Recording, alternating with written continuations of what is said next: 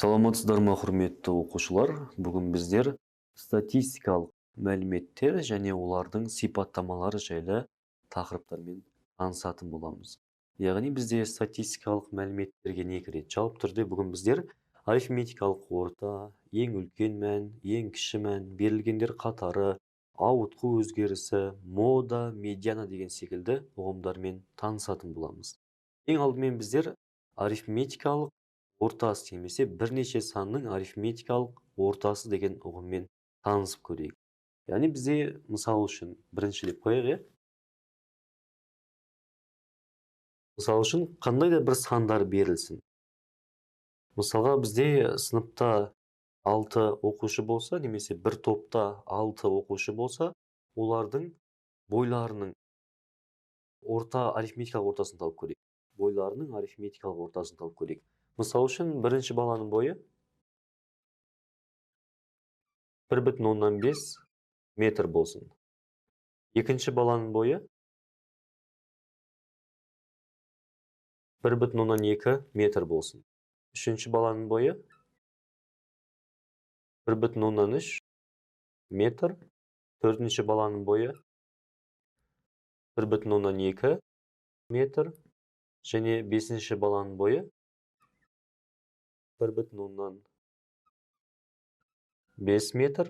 Және соңғы баланың бойы 1,3 метр болсын дедік. Яғни бізде топта 6 бала болсын. Енді олардың әрқайсының бойлары бізде берілген болсын, иә? Енді осы жерде біздер арифметикалық ортасын тауып. Яғни бұларды сан деп қарайтын болсақ 1,5, 1,2, 1,3, қайта 1,2, 1,5, 1,3. Енді осыларды сандардың арифметикалық, яғни бірнеше санның арифметикалық ортасын тауып көрейік. Ол үшін не істейміз? Барлық сандар бір-біріне қосып шығамыз. Яғни 1,5 қосылған 1,2, 1,2, 1,5 және 1,3. Және қосылымның мәнін, яғни қосылғыштардың санына бөліп шығамыз. Қосындының мәнін бөліп тастаймыз. Қосылғыштардың санына, немесе сыныпта мысал үшін неше бала болды? 1, 2, 3, 4, 5, 6. 6 баланың бойына байланысты арифметикалық ортасын тауып көрейік. Онда 6-ға бөліп тастаймыз. Немесе бұл 6 қайдан келеді? Неше қосылғыш бар, соншаға бөлеміз. 1, 2, 3, 4, 5, 6. 6 қосылғыш бар. Демек, қосылғыштардың саны бізде 6. Демек, 6-ға бөліп тастаймыз деген сөз. Есептеп көрейік жақын. Қараңыздар. 1,5-ке 1,5 қоссам неше болады? 3 болады, иә? 3 болады. Қосайын. 1,2-ге 1,3-ті қоссам 1,5 болады. Және мұнда дәл сондай бір қосылғыш бар. Демек, тағы да 3 шығады. Және ол бізде бөліну керек 6-ға. Енді 3-ке 3-ті қоссақ бізде 6, 6-ны 6-ға бөлсек 1 екендігі түсінікті. Демек, бізде арифметикалық ортасы 6 баланың бойларының, ол бізде 1 метр болып табылады екен. 1 метр болып табылады екен. Яғни арифметикалық ортасы деген не? Берілген сандардың барлығын қосып шығамыз, және неше қосылғыш бар сонда, соны бөліп тастаймыз. Сондағы шыққан мән бізде арифметикалық ортасы деп аталады. Және байқасаңыздар, мысал үшін бұған мысалдар өте көп жалпы. Өте көп. Ауа температурасын алсаңыздар, мысал үшін бір тәуліктің ішінде ауа температурасы бір қалыпты ұстап тұрмауы мүмкін, әртүрлі болуы мүмкін. Мысал үшін түнде бізде ауа температурасы 0 градус Цельсия болуы мүмкін. Бірақ таңға жоқ бізде 3 градус Цельсия болуы мүмкін. Түскі уақытта сәл жылынып бізде 5 градус Цельсия болуы мүмкін. Сонымен қатар түстен кейін, күн ауытқығаннан кейін бізде қайта 2 градус Цельсия болуы мүмкін. Болмаса, кешке қарай бізде 5 градус Цельсия болып қайта ысып кетуі мүмкін деген. Мысалы үшін бұл бір тәуліктегі әртүрлі жағдайға, әртүрлі уақытта немесе мезгілде алынған бізде ауа температурасы болсын. Енді осы ауа температурасының бізде несін табу керек? Бір тәуліктегі арифметикалық ортасын табу керек. Ол үшін не істейміз? Мінекей бізде нешеу? бір сандарын қосып шығамыз, яғни 1, 2, 3, 4, 5. Бесеуін қосып шығамыз, яғни қалай? Бірінші 0 градус болды. Қосамыз 3, қосамыз 5, қосу 5, қосамыз 2. Мұнда шатаспаңыздар, өтір емес, қосу болады. Қосылған тағы да 5. Дұрыс жаздық қой. Енді нешеу? Біреу, екеу, үшеу, төртеу, бесеу. Қосылсаң бізде яғни бесеу болып. Бұл демек не деген сөз? 5-ке бөлеміз деген сөз. Яғни осы 5-ке бөлу арқылы біздер арифметикалық ортасын табады екенбіз. Енді қосып көрейік. 0-ге келген санды қоссақ, сол санның өзі шығады. 3-ке қосайық, 8, 8-ге 2-ні қосайық, 10, 10-ға 5-ті қоссақ, 15 шығады. Яғни 15 және бөлінген 5. Ол тең 3. Яғни бізде бір тәулік ішіндегі ауа температурасының арифметикалық ортасы 3 градус Цельсия екен. 3 градус Цельсия екен.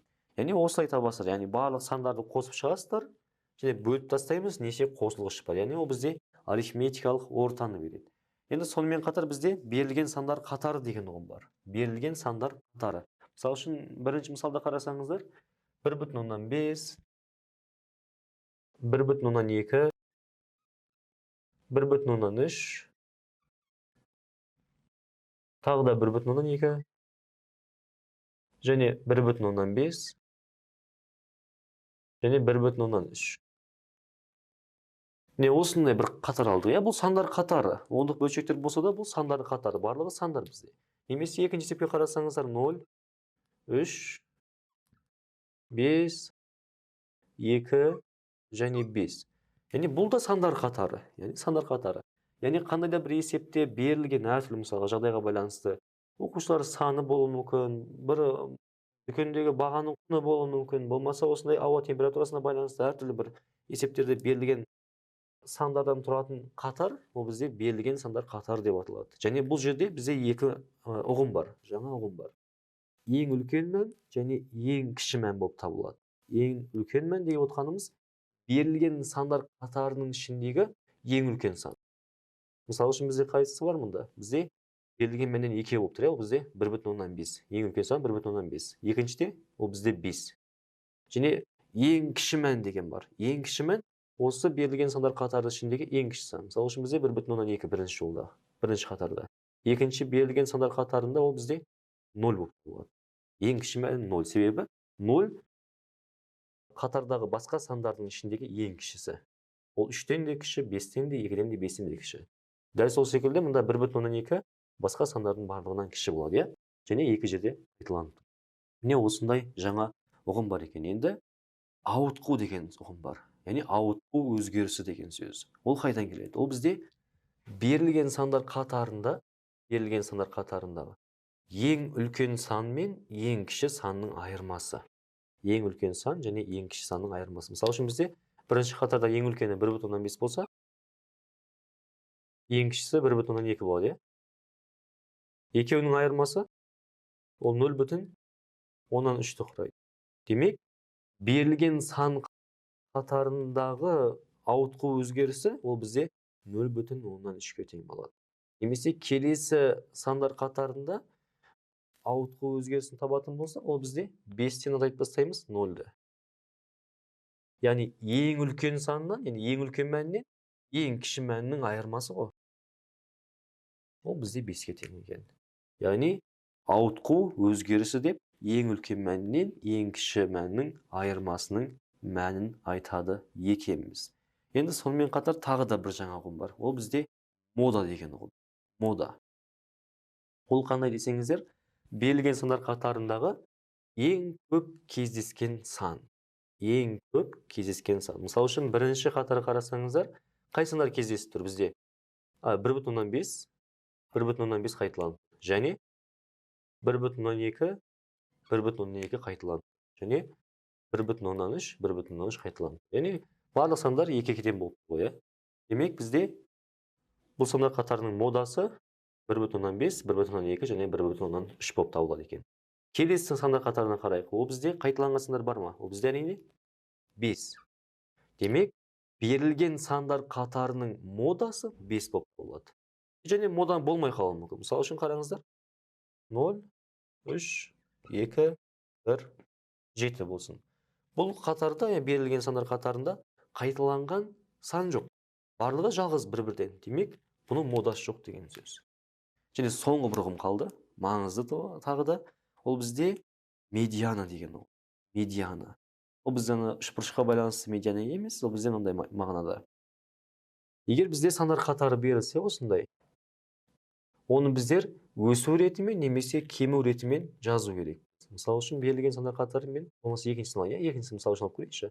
Берілген сандар қатарын мен өсу ретімен жазып көрейін. Мысалы үшін бірінші, ең кішісі ол 0. Одан кейін 2, 3, 5 және 5 болсын. Мен өсу ретімен жазып шықтым. Осы өсу ретімен жазылған кезде егер тақ сандар болса, мысалы үшін 2, 3, 4, 5. 5 сан бар. Демек, тақ санын ғой 5 деп отырғанымыз.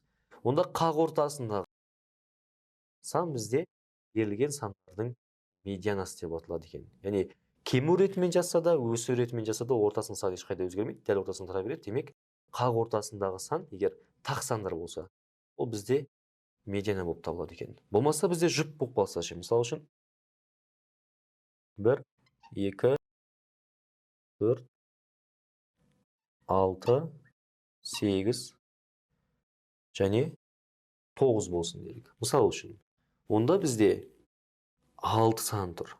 6 сан тұр, Міне 1, 2, 3, 4, 5, 6. Енді қақ ортасында тұрған сан қайсы десе, қақ ортасында сан жоқ. Демек, біз оны не істейміз? Қақ ортасында тұрған 2 санның арифметикалық ортасын табамыз. Яғни қалай? 4-ке 6-ны қосамыз, 2-ке бөлеміз. Ол бізде 5-ті береді. Демек, берілген сандар қатарының медианасы 5-ке тең екен. Бұл қандай жағдайда? Егер жұп сан болып қалса, берілген сандар қатарындағы сандардың саны жұп болып қалса, мысалы үшін 1, 2, 3, 4, 5, 6. 6 бізде 6 деген сан жұп сан. Демек, онда қақ ортасында 1 сан тұрмайды, қақ ортасында 2 сан тұрады деген сөз. Демек, екеуін алып не істейміз? Арифметикалық ортасын аламыз, яғни қосамыз да 2-ке бөлеміз. Ондағы шыққан сан берілген сан қатарының медианасы. Ал егер тақ сандар болса, онда жеңіл. Өсу ретімен жазып шығамыз да, қақ ортасындағы санды аламыз, ол бізде берілген сандар қатарының медианасын екен. Яғни бүгін біз немен таныстық? Бүгін біздер арифметикалық орта, бірінші ұғым, екінші берілген сандар қатары, ол қатардың ішінде ең үлкен мән, ең кіші мән деген ұғыммен таныстық, және ауытқу өзгерісі, яғни ең үлкен мәннен кіші мәннің айырмасы бізде ауытқу өзгерісін береді. Одан кейін мода деген ұғым, яғни мода деген сөз ең көп қайталанған сан, ең көп қайталанған сан бізде модасын береді. Одан кейін медиана деген ұғыммен таныстық, яғни ол бізде қақ ортасындағы санды білдіреді. Осымен сабағымыз аяқталды. Сау болыңыздар.